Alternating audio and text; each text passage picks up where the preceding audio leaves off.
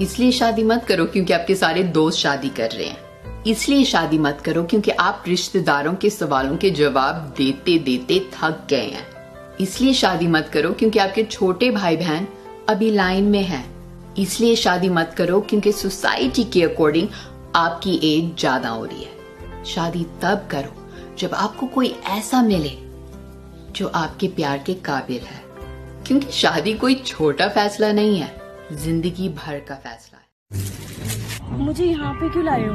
पहले अपनी आंखें तो बंद करो। वो कर ली। क्या दिख रहा है तुमको? अंधेरा। ऐसी मेरी जिंदगी में अंधेरा है तुम्हारे बिना।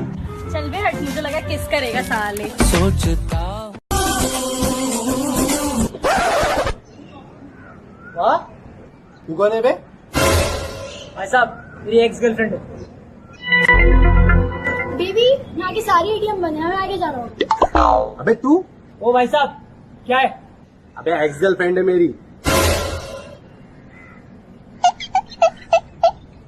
अरे तुम लोग, अब तू कौन है? अरे तुम लोग का चल रहा था, बस मैं भी सोचा थोड़े मजे कर लूं।